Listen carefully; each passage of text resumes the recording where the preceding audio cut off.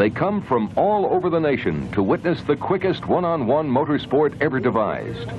Championship drag racing is the unequaled American auto racing sport. It began on the streets. Two hot rods roaring away from a stop sign. To avoid the watchful eye of the police, drag racing limited its duration to 2 city blocks. 2 blocks to determine whose car was the quickest. Young car buffs from every corner of the country joined in when drag racing left the streets and moved to abandoned airstrips. The location changed, but the distance didn't. Drag racing remained a quick event, just 1,320 feet, 2 city blocks. Over the years, drag racing has developed its own brand of heroes. Don the Snake Prudhomme, mean, lean, and quick. Tom the Mongoose McEwen, sly, daring, and super cool. Big Daddy Don Garlits, the old pro, quickest and most experienced of all. Even the fair sex has success on the drag strip. Shirley Muldowney wheels a fuel digger as fast as any man. Drag racing is an open and easygoing sport. No rules against the fans mingling with the racers. Fans can buy a pit pass and watch the action up close, talk to their favorite drivers, and identify with them. It is this very closeness that has made drag racing so popular with the youth. They can belong and be an active part of their sport, even if they are only spectators. Let's meet drag racing up close and catch the flavor. Try to smell the burning rubber and nitro fumes, and get the hot tip from the real die-hard racers who have spent their lives trying to go quicker and faster than anyone. No other man has done it longer and faster than the old man, Don Garlits, who is both an innovator and a legend. The Swamp Rat came from the lowlands of Cessna, Florida, and put fear in the hearts of every competitor he faced. Fans around the country, from Pomona to Gainesville, know Big Daddy Don, and thousands of thumbs up greet his every appearance. I know there's many fans out here who were with us in 1975. Who can forget that battle for the World Championship?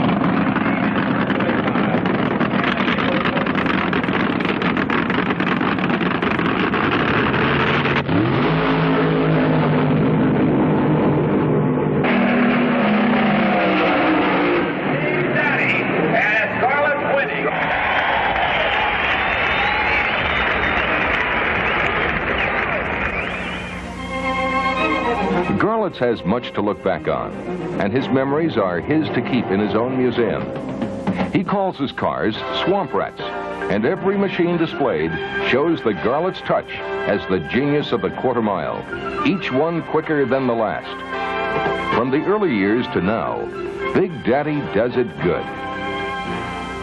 You know, it all started right here, Swamp Rat 1. This car was built in 1956 by my wife and I in our little home garage over in North Tampa. And you know, I think I spent about $1,000 total money to build this little race car. Now that compares with today's modern car that I just finished construction, which was over $40,000 just to get it to the track. Yet this car ran for no purses whatsoever. We would go up to Brooksville, Florida, and we would race on a weekend, and if we won, we would maybe get a trophy. But we had a lot of fun. It was a family affair.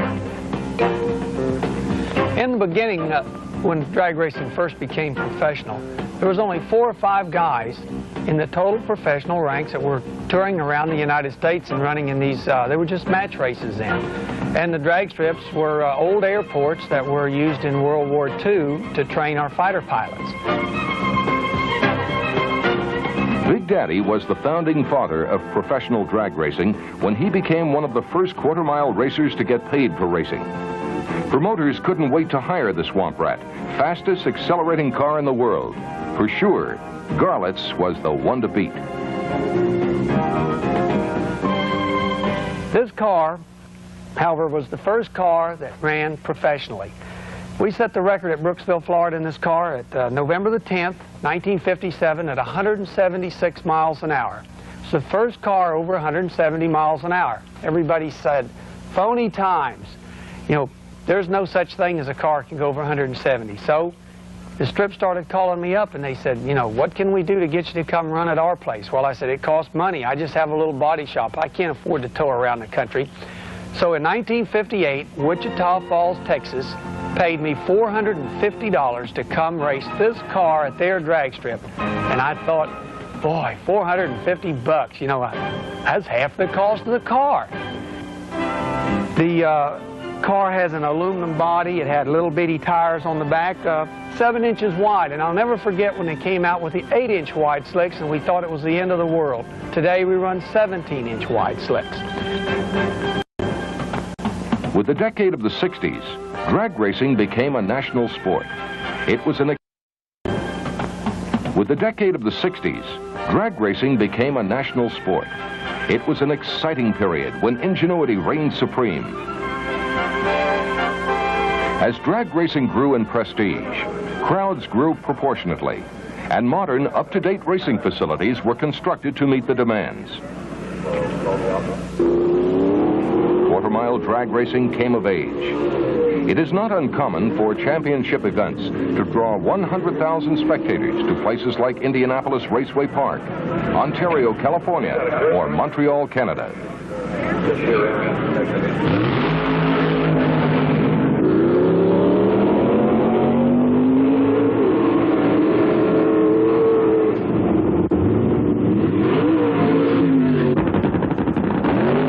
Exotic fuels had been banned in the early part of the 60s, but by 1964, fuel again became the key to going fast. The 200-mile-per-hour barrier was broken, and names like Garlits and Prudhomme captured the headlines. Drag race drivers began to look like men from outer space. Special fireproof driving suits, full face hoods, fireproof boots and gloves were used. Today's professional drag racer has genuine affection for the pioneers of the 60s. Not all mechanical milestones are limited to the racetrack. Here, Don Prudhomme gets a first-hand look at the world's wildest street machine. This Corvette is powered by a Pratt & Whitney single-stage gas turbine running on jet fuel and producing 880 horsepower with a top speed of 180 miles per hour. Built by Vince Granatelli, it took 2.5 years to complete and is valued at over $550,000. Riding in this machine is a stimulating experience. The power produced is awesome. Granatelli preserved a bit of history with his creation. The jet engine is the same power plant used in the famous STP Indy Racer.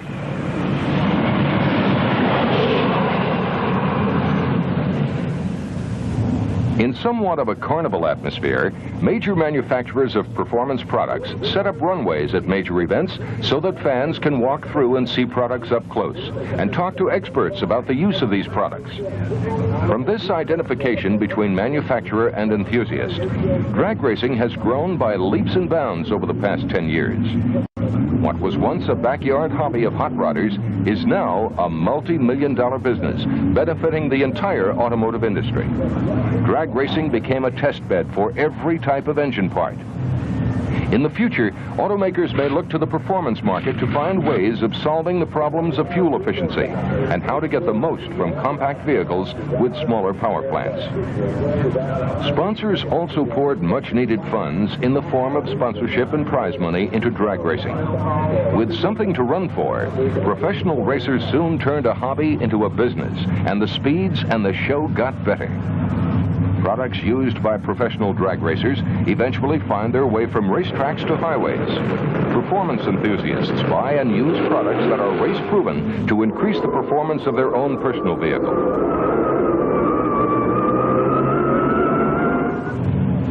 Don the Snake Prudhomme is the winningest driver in drag racing history. Only the great Big Daddy Don Garlits is as renowned as the Snake. Prudhomme is tall, lean, and quiet.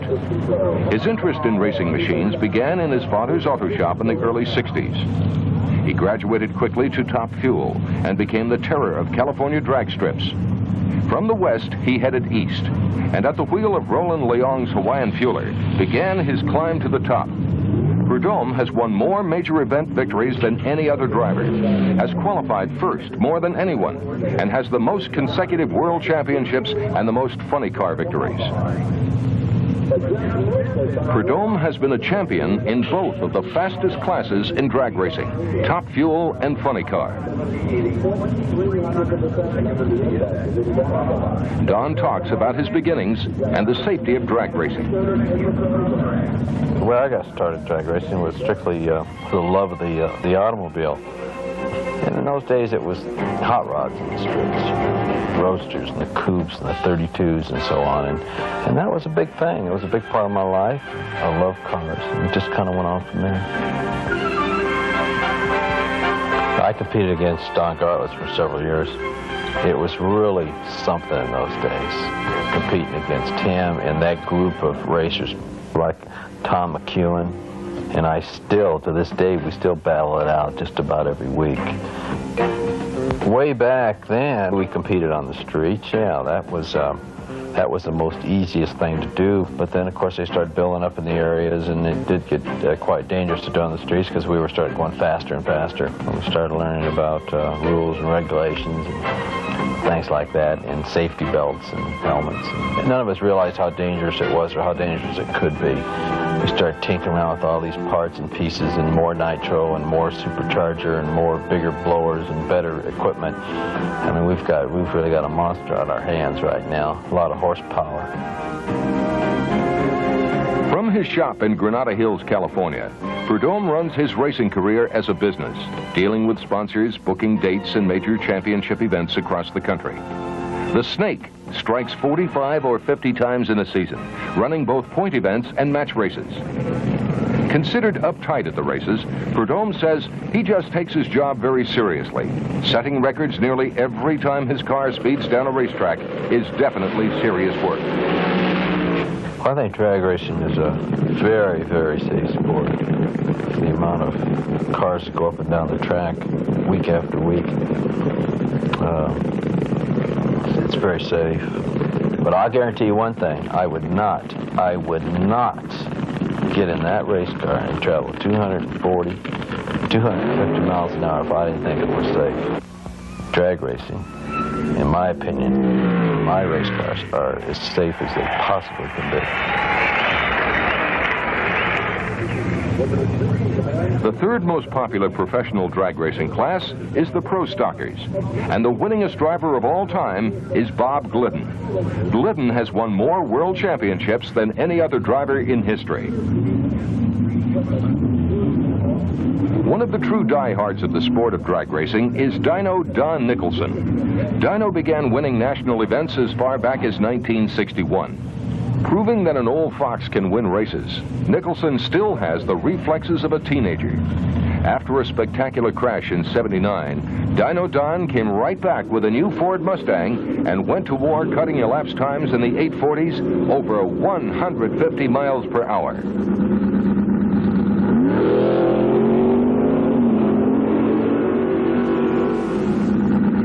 Snoozes, loses. You've got to be quick to win a drag race, and Indiana's Bob Glidden wins a lot. Glidden has won scores at national events, tied with Prudhomme for the most major victories in a season, and has qualified #1 more than any other pro stock driver. How do you capture the instant action of a sport like drag racing? The modern drag race complex depends on sophisticated equipment, timing lights at the start, and a set of lights at the finish. Action centers around the Christmas tree, a series of yellow warning lights and a green for go. If a driver leaves early, you lose, and a red foul light calls it.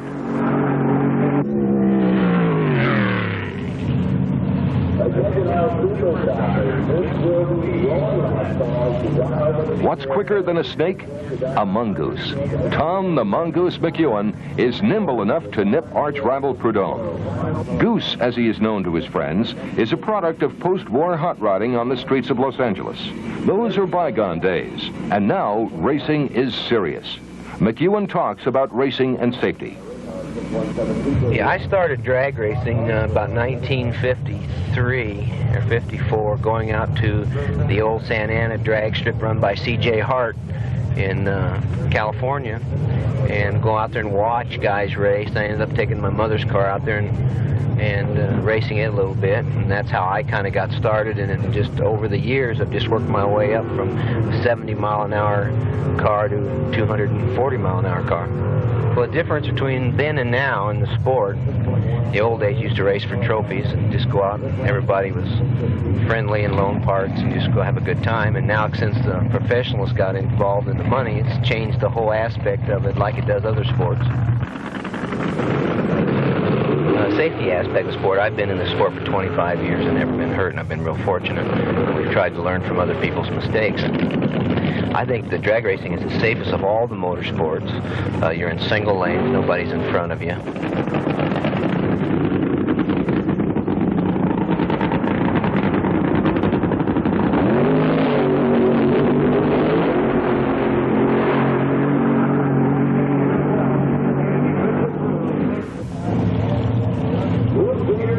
The Mongoose McEwen is now firmly entrenched as one of the fastest and best funny car drivers around. But his years of experience have been dotted with many types of racing machines. He is a true professional, and the fans love his daredevil style.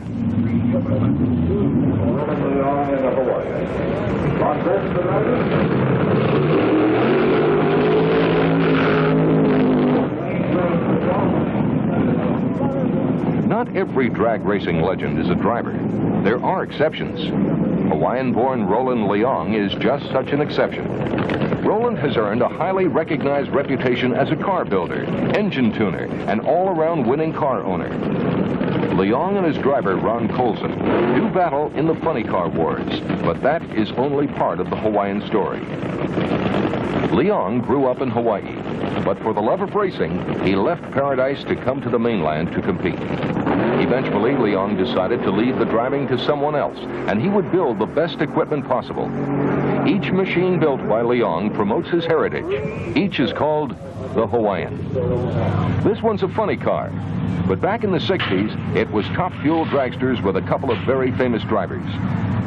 But every guy who has ever slipped into the seat of a Roland Leong race car knows that the Hawaiian is always ready.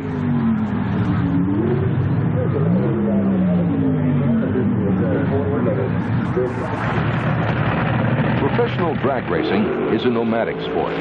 From the first signs of spring until late fall, crews and drivers roam the country, racing in as many as 50 events a season, day and night.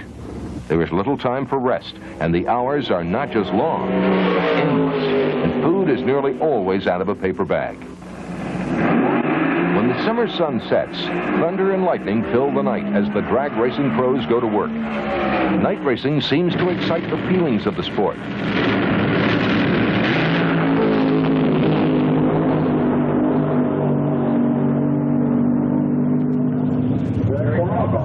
There is an air of suspense as crews work under lights powered by generators. Some crews have giant diesel rigs that are totally self-contained, with portable shops, welding equipment, spare parts, and well-lighted working areas.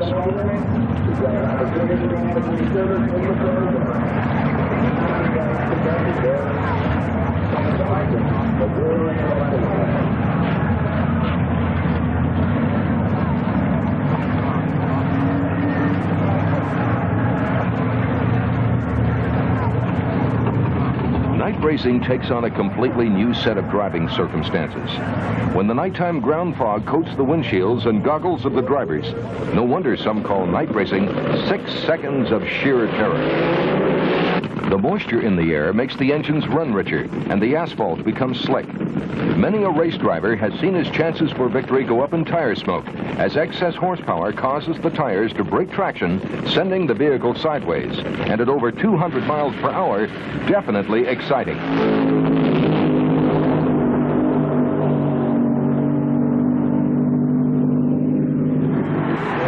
If you think 4 wheels is tough, try doing 2. Wild Bill Shrewsbury is the king of the wheel standards. This 1929 Ford sedan delivery wagon is Bill's latest. Back in the 50s, slide rule experts stated that no machine could accelerate over 140 miles per hour in a quarter mile. 3 decades later, the future force, the jet-powered monsters of drag racing, threaten to break a 350-mile-per-hour barrier.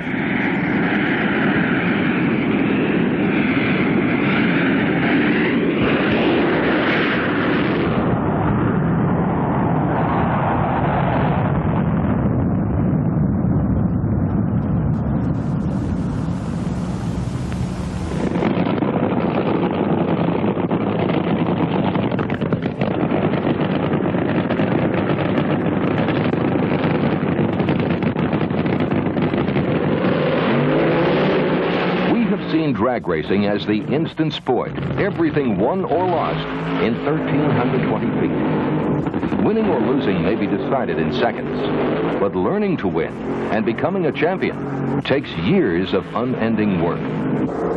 Drivers, car builders, and crew members must give an all-out effort in conquering the obstacles presented by so fickle a sport.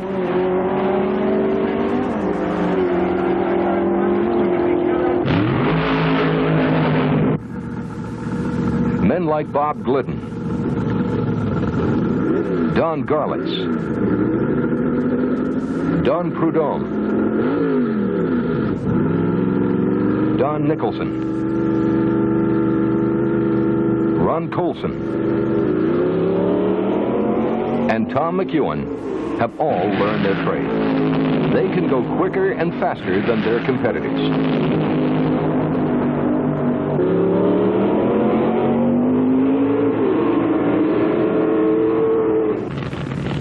One thing is for certain. The challenge of the quarter mile will never be settled. Someone will always go a millisecond quicker or a mile per hour faster. Every new year will produce newcomers to challenge, and those veterans who never quit giving it their best shot.